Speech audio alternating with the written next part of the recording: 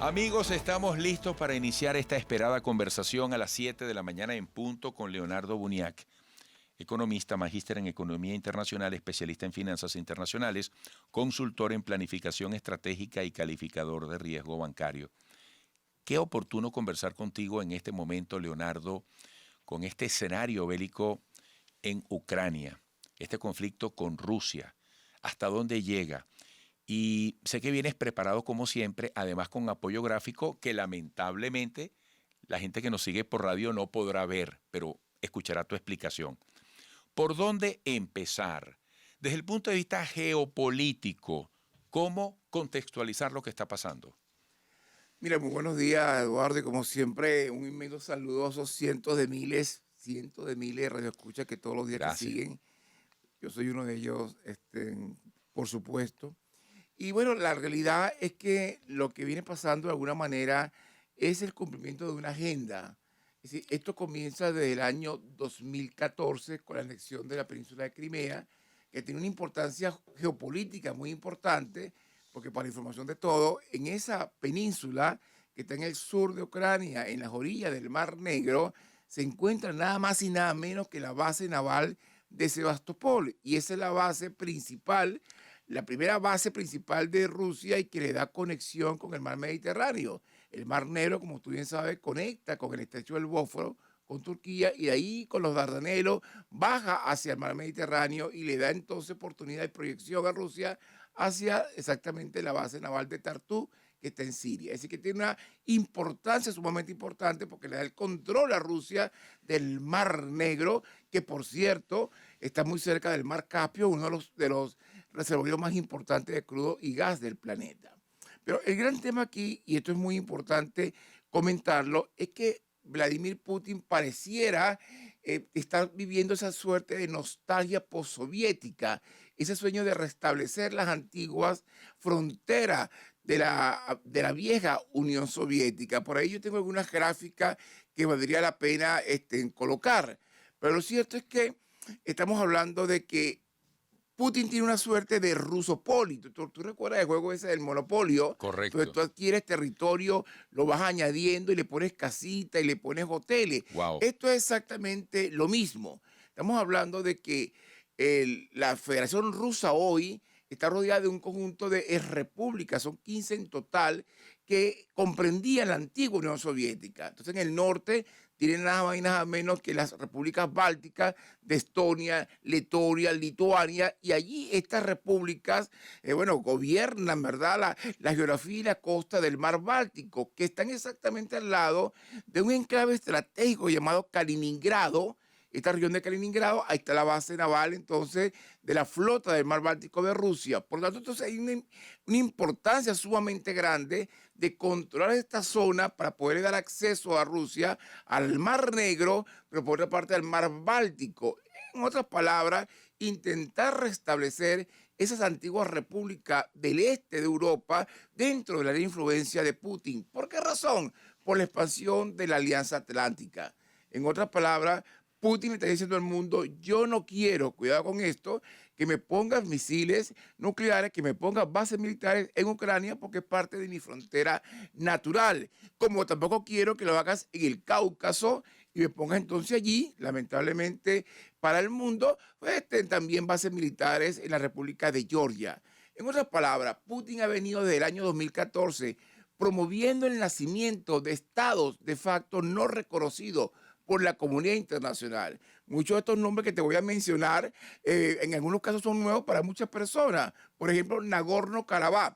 Nagorno-Karabaj es un enclave territorial que está dentro de la República de Azerbaiyán.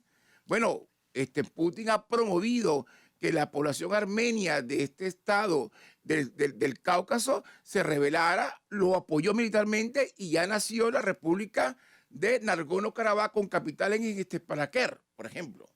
O también podemos hablar del estado de Georgia, en el Cáucaso, donde hay dos enclaves estratégicos que también ya se convirtieron en estado de facto, solamente reconocidos por la Federación Rusa, reconocido por Cuba, por Nicaragua y adivina por qué más. Por Venezuela. Tienen embajada en Caracas, pero también nació la República de Transnistria, una cosa que llaman la República Moldava Pridnestroviana de Transnistria, al perdón, al oeste de Ucrania, promovida también por el Estado ruso. Estamos hablando de un conjunto de estados de facto no reconocidos por la comunidad internacional, que ya son satélites de la Federación Rusa. ¿Y qué piensa uno entonces?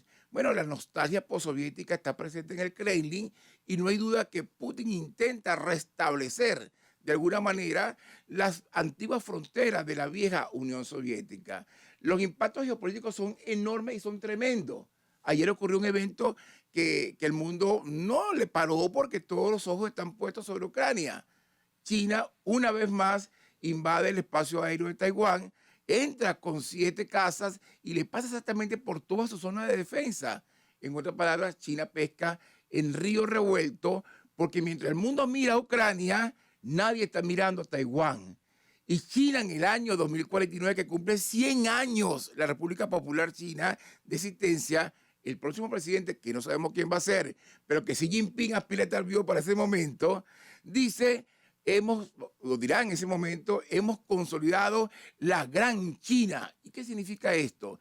Consolidar la Gran China es que se ha resuelto el tema de asimilación de los estados de las provincias rebeldes como Mongolia Interior, como Xinjiang y el Tíbet. Pero además yo he asimilado a Hong Kong y además he reincorporado con justicia a la isla de Taiwán, que debe formar parte de China porque el mundo solo admitirá una sola China. En otras palabras, Kissinger y Nixon fueron en los años 70 a China con un claro objetivo: incorporar a China a la economía internacional para derrotar a ¿quién? A la antigua Unión Soviética. Nixon sabía que estaba convirtiendo a un gigante dormido en una gran potencia económica y militar, pero el precio había que pagarlo, derrotar a la Unión Soviética. Ahora lo que preocupa es que China y Rusia están triangulando a la Comunidad Europea y están triangulando a los Estados Unidos. Es decir, Eduardo, cambió el orden económico y el orden mundial. Ahora, Leonardo, tú estás colocando la perspectiva más allá de la Ucrania de hoy, con un análisis agudísimo. Y también quiero preguntarte por la posición de los países árabes ante este conflicto. ¿Para nada tienen que ver con posibles escenarios a futuro? ¿Hasta qué punto es importante o influyente la posición que asuman?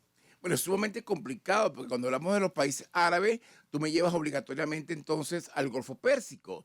Y en el Golfo Pérsico nos encontramos entonces con 2 potencias regionales, Arabia Saudita y todos sus socios de la Organización de Países Exportadores Árabes de Petróleo, y nos encontramos con la República Islámica de Irán, que es de corte chiita, es decir, el pensamiento, la línea, la corriente religiosa del Islam está dividida en 2 grandes corrientes, el chiismo y el sunismo. Bueno, todos estos países de la península arábiga son sunitas, excepto Irán, que es chiita, y ambos comparten el Golfo Pérsico. Pues Irán es un gran socio militar y económico de la Federación Rusa, y por supuesto los países árabes liderados por Arabia Saudita son socios de Estados Unidos, pero al final son socios, pero al final son los principales proveedores de petróleo con la Federación Rusa de la República Popular China, que es una suerte de depredador de energía, depredador de materia prima. Hoy Rusia y Arabia Saudita han pactado convertirse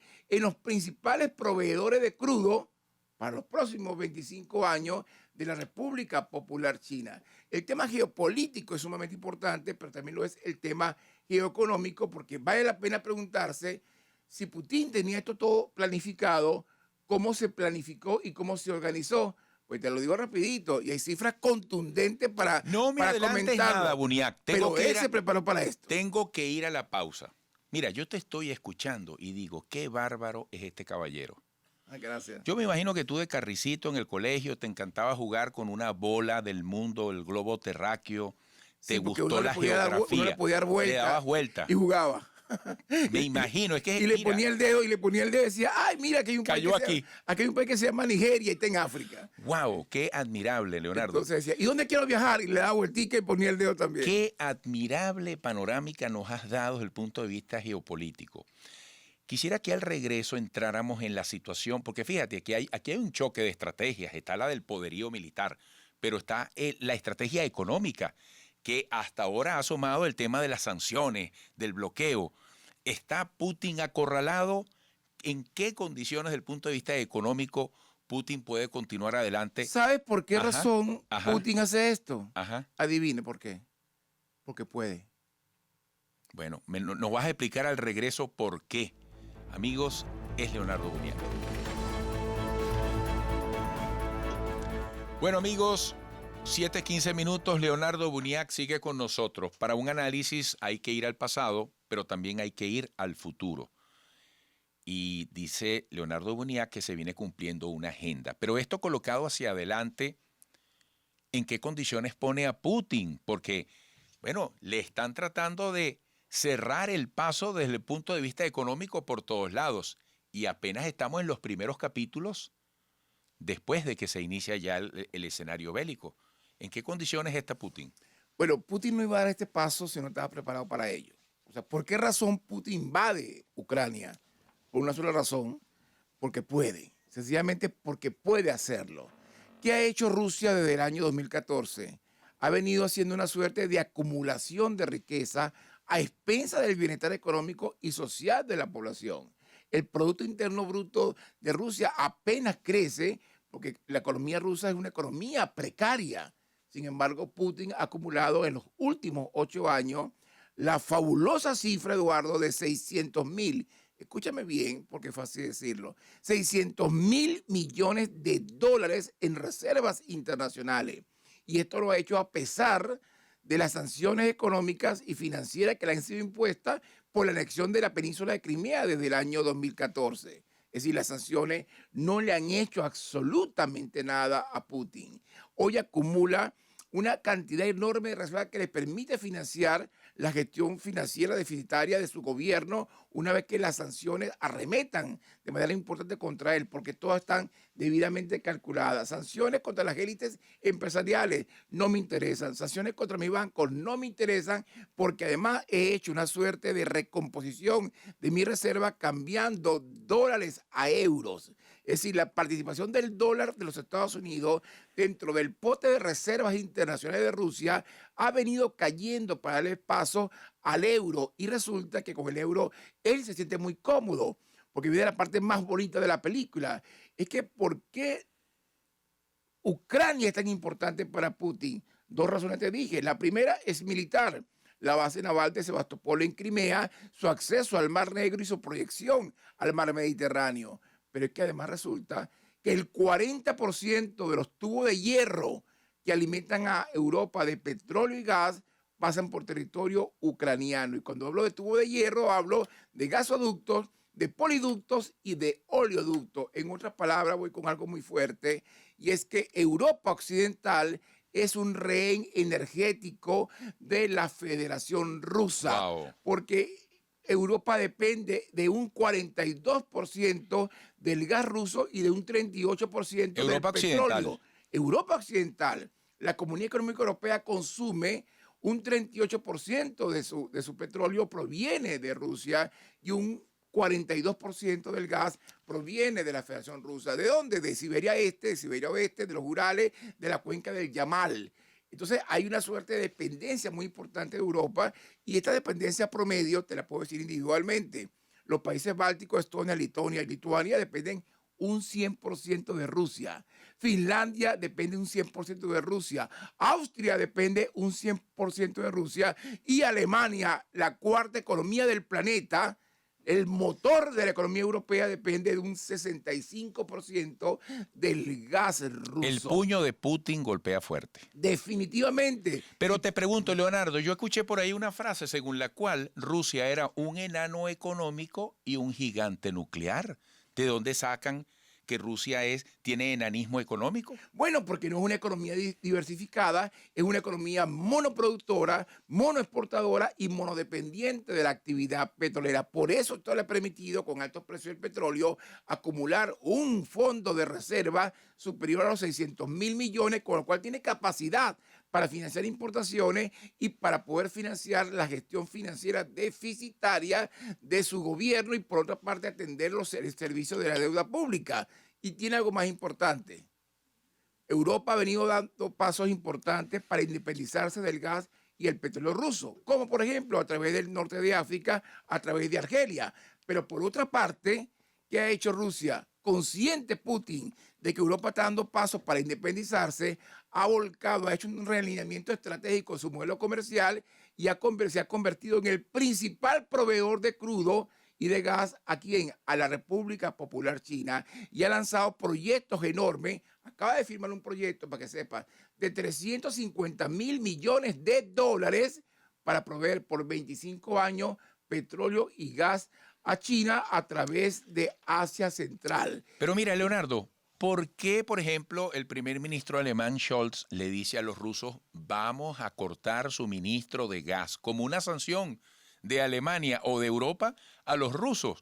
Tú acabas de decir que Alemania depende en más del 60%. Así En el es. suministro. Entonces, ¿qué capacidad tiene Alemania para condicionar a Putin en esos términos? Y resulta que uno de mis socios llama a su hija que vive en el norte de Alemania y le dice, por favor, ve tomando medidas porque vas a pasar frío en la próxima semana porque viene un corte de gas. Entonces, realmente Europa ha sido muy pasiva y muy apática en la reacción, básicamente por esa dependencia tan importante que hay del petróleo y el gas ruso. Y la gran pregunta es, ¿cómo va a operar Rusia en un contexto de sanciones? Pues te cuento que vienen sanciones económicas y financieras muy importantes, ya se han venido anunciando. Entre otras, Rusia no va a poder operar con una moneda que opera bajo la jurisdicción de los Estados Unidos, que es el dólar norteamericano. A los bancos privados rusos se les va a cortar el SWIFT para que no puedan hacer transferencias internacionales. Se corta el financiamiento para Rusia. Escúchame bien, se corta el financiamiento para Rusia.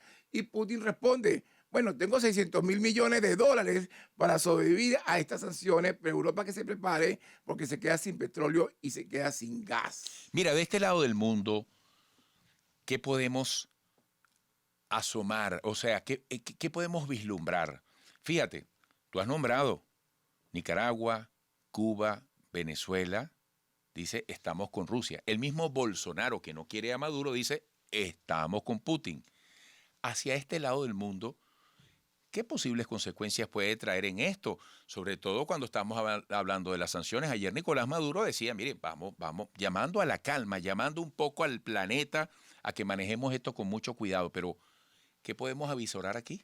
Bolsonaro y México acaba de tomar una posición similar. Entonces la gran pregunta es, ¿por qué? Esto se llama la sinodependencia. Yo te acabo de decir que China y Rusia tienen acuerdos muy importantes y no es extraño que Putin entre a Ucrania y entonces comience China a sobrevolar el estrecho de Formosa, que no es otra cosa, el estrecho de Taiwán. Porque el gran objetivo, cuidado con esto, recuerda que Taiwán es el productor en un 80% de los semiconductores y los chips que consume el planeta. Taiwán es muy importante para la conciliación del sueño de la gran China consolidada. Por lo tanto, entonces, ¿qué hace China sobrevolando Taiwán el día de ayer, provocando militarmente que se levanten los cazas Un taiwaneses paralelismo, ¿ah? como un paralelismo? ¿Por qué razón? Porque en este momento está muy claro que no hay que contener solamente a Putin, hay que contener a China. China tiene un poder de influencia geoeconómica muy importante y Putin pretende una gran influencia de carácter geopolítica. Te comento lo siguiente con respecto a América Latina. Está muy vulnerable frente a este entorno. ¿Por qué razón? Porque hay una suerte de sinodependencia de América Latina con China. ¿Y cómo se explica eso? Que gracias a China, América Latina pasó a representar el 4% del PIB mundial hace 10 años a 8% del PIB mundial. Porque China le compra a América Latina nada más y nada menos que 700.000 millones al año en materias primas, productos intermedios, productos semielaborados y productos finales. Es decir, que hay una dependencia comercial muy importante de América Latina, de la República Popular China, y China es el principal socio geopolítico en este momento del gobierno de Vladimir Putin. Entonces no hay que ver esto de manera aislada porque toda América Latina ya está inmerso en lo que se llama, Eduardo, la ruta de la seda, que es este proyecto expansionista. Que tú lo has explicado mucho. Que este proyecto expansionista de China, ¿verdad?, en el mundo y que involucra más de 63 países del planeta. Venezuela ¿en algo se beneficia con este escenario? Los precios del petróleo. Una de las consecuencias económicas globales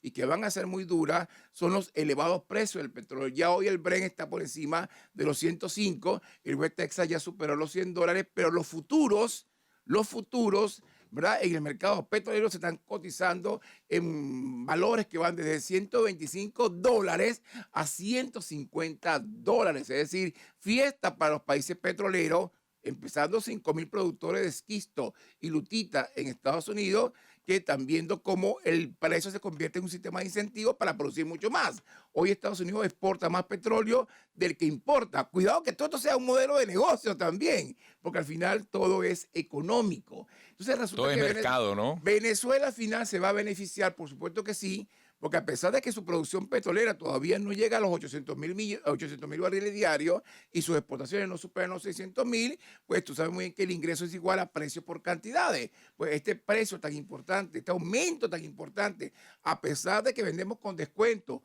por la calidad de nuestro crudo, va a significar un ingreso petrolero mucho mayor para la economía venezolana en el año 2022.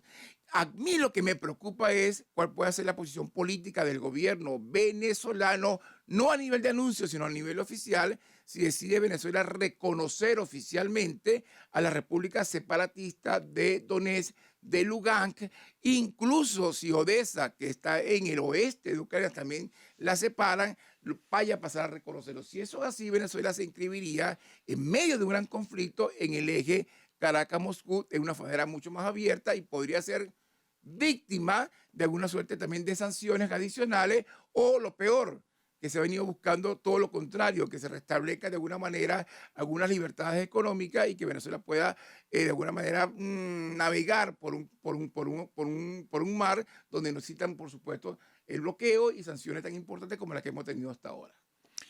Bueno, Leonardo, como siempre nos dejas no solamente satisfechos con la calidad de tu análisis, sino inquietos y curiosos ante lo que pudiéramos adicionalmente averiguar o saber en el cortísimo plazo en la medida en que un escenario como este vaya evolucionando.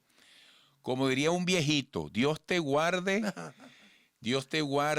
la capacidad que tienes para memorizar, para ordenar tus ideas, para compartir, pedagogizar. Eres un gran comunicador. Muchísimas gracias, Eduardo. Eres un gran comunicador. Y esto lo digo con un profundo orgullo venezolano. Yo hago entrevistas todos los días y de verdad es increíble y es lógico entender la resonancia que dejas cada vez que hablas. ¿Sabes qué pasa, Eduardo? Que de verdad es muy motivante estar contigo en este programa porque no es igual, tú sabes muy bien, ¿verdad? Estar en televisión o estar en radio que estar en radio y televisión al mismo tiempo. La gente dirá, esto es flores para allá y flores para acá. Mira, te comento, no sé si ya estás al tanto, desde el lunes este programa pasa a durar 2 horas. ¡Qué bueno! Simultáneas de radio y televisión, en vivo, la televisión. Sí, no, al público se lo dije esta mañanita, pero chicos, estamos muy emocionados porque es un reconocimiento a lo interno de esta corporación y es una respuesta al cariño incluso que tiene la gente con este espacio. Cuando uno escucha tu programa, una de las cosas que uno ve claramente es que tú te dedicas a enseñar, te dedicas a formar y eso es lo que este país requiere, lo que este país necesita. Muchas gracias a ti, Eduardo. Bueno, de verdad, Leonardo nos ha puesto en el contexto, en el día de hoy, de la dimensión que implica lo que está pasando en este momento entre Rusia, Ucrania y todas las demás variables que inevitablemente se incorporan. Hasta pronto, Leonardo, y vamos a la pausa. Encantado.